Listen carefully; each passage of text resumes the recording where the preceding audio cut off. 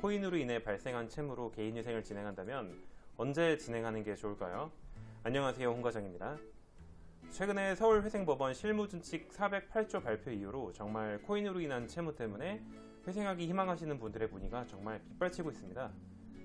기존에 문의오던 코인 채무와 비코인 채무의 비율이 50대 50이었다면 지금은 거의 70대 30까지 코인 채무 문의가 많은 것 같아요.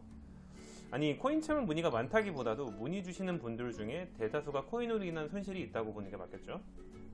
모든 채무가 다 코인 때문에 발생한 것은 아니니까요.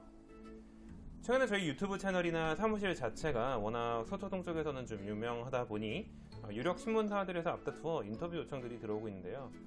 실제로 그렇게 코인으로 인해 회생하는 사람들이 많냐, 아니면 비투하는 사람들이 많냐, 이런 질문들을 하시는데, 이게 뭐 비단 최근에 많아졌다기보다 일반적으로 주식을 하듯이 평범하게들 코인을 다들 조금씩은 하고 있으셨어요. 이는 실제 통계청에서 나온 대한민국의 코인 계좌를 가지고 있는 수만 보더라도 상당수의 국민들이 코인을 하고 있다는 것을 알 수 있죠. 다만 주식 거래와 다르게 하루아침에 등락도 심하고 이번 루나 사태와 같은 일들이 생기면서 손실이 심해져서 개인 회생을 하게 되는 거죠. 잠깐 제가 옆길로 새는데요.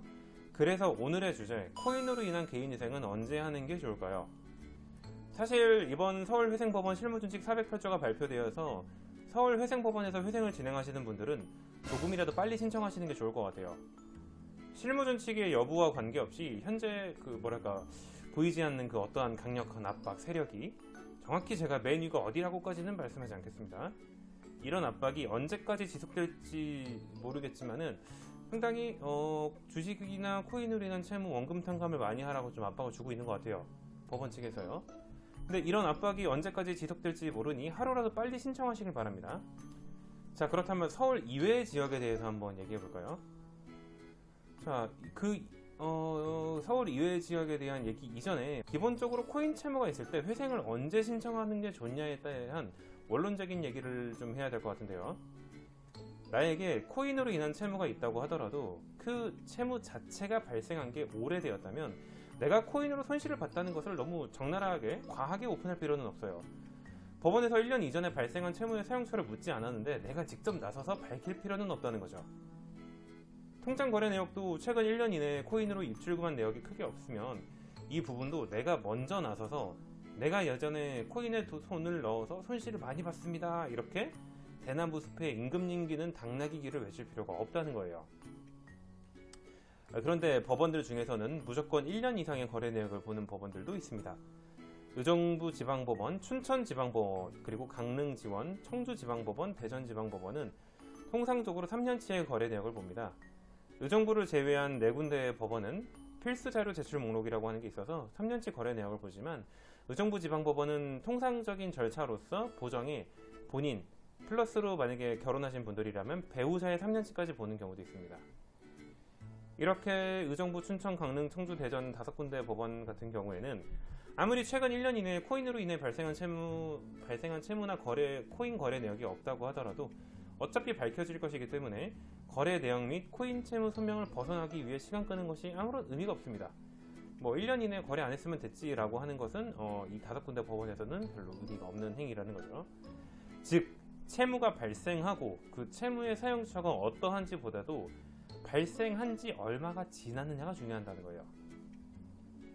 만약에 막 이번 달에 대출을 받았고 그 금액이 전액 코인으로 들어갔다면, 그리고 그 금액이 전액 손실이 됐다면 서울 이외의 지역 법원에서 원금 탕감을 기대하기는 어려울 수도 있습니다.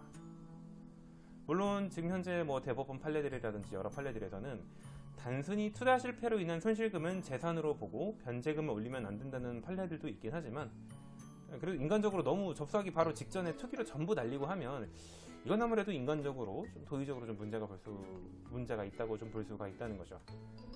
그래서 통상적으로 저희 사무실은 최근 채무가 있을 경우에 무조건 3개월 이상은 꼭 변제하고 진행하자고 말씀드리고 있습니다. 도의적인 책임도 책임이지만 이는 채권사들이 앙심을 품고 사기죄로 고소를 할 수도 있거든요. 처음부터 갚지 않을 목적으로 대출 실행할 때 사용 목적도 코인 투자라고 쓰지 않았고 단 한 차례 이자조차 상환하지 않고 바로 채무 제종을 신청해버리면 이건 충분히 고의성이 있다고 판단할 수 있다는 겁니다. 그래서 최소 조건 자체가, 일단 저희 사무실의 최소 조건 자체가 3개월 이상이고요. 가능하다면 좀 더 돌려막기가 가능하시다면 그래도 1년 가까이 변제하는 것을 좀 추천해드리고 있어요. 거기는 앞서 말씀드린 법원이 최근 1년 이내 거래 내역 위주로 심사를 한다는 것과 더불어 법원 입장에서 어느 정도 채권자와 채무자 사이의 형평성을 고려한다는 측면에서죠. 그래도 돈을 빌려서 채권자 너희도, 그러니까 은행들 너희도 어느 정도 채무자한테 원금도 받고 이자도 받지 않았느냐, 한마디로 사업 잘 해오지 않았느냐라는 이런 주장을 법원 측이 해주려면, 한마디로 채무자를 위해서 채권자를 달려주려면 그래도 대출 거래를 하고 1년 정도는 상환을 연체 없이 했다는 거래 내역이 필요하다, 이 얘기예요. 실제로 채권사들이 단골로 하는 이의신청 내역 중에 채무자는 다중채무자인 상태에서 대출을 추가로 실행하고 실행하자마자 투기로 전액을 날리고 바로 개인회생을 신청했고, 이는 신청의 불성실이라는 개인위생 기각의 사유에 해당하기 때문에 기각을 시켜달라는 이의신청이 생각보다 굉장히 자주 나옵니다. 단골로 나오는 이의신청이고요. 거의 뭐 한 건당 한 번 정도는 무조건 나오는 것 같아요. 사실 이 내용은 여러 해석의 여지도 있고 재판부마다 다 다르긴 하지만 통상적으로 내가 최근에 코인으로 대출을 받아서 코인으로 전부 다 손실로 날리고 나서 했다는 것 자체를 신청의 불성실로 보기에는 제가 보기엔 좀 어렵다라고 느낍니다.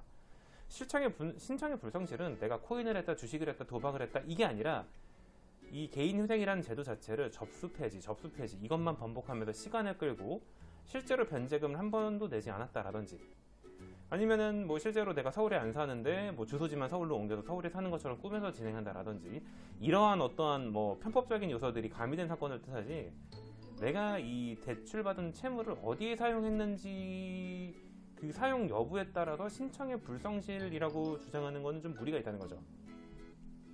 이번 실무준칙 408조 주식코인 채무에 대한 추가 탕감에 대한 내용도 사실 이 부분이 명점입니다. 내가 대출을 받아서 그 돈을 흥청망청 유흥이나 과소비 등으로 탕진하는 것은 굉장히 떳떳하고 불성실하지 않은 행동이며, 코인이나 주식 같은 재테크에 실패한 것은 굉장히 나쁜 짓이며 불성실하다라고 판단하는 기준 자체가 굉장히 애매모호하다는 뜻이죠. 하지만 이럼에도 불구하고 코인 채무가 있을 경우 서울회생법원이 아니라면 그래도 1년 이상 변제를 하고 하는 게 확실히 원금 탕감에 있어서는 좀 유리한 측면인 건 맞습니다. 법원은 언제나 채무자 측의 변론만 해줘도 안 되고, 그렇다고 채권자 측의 손을 들어주기만 해도 안 됩니다.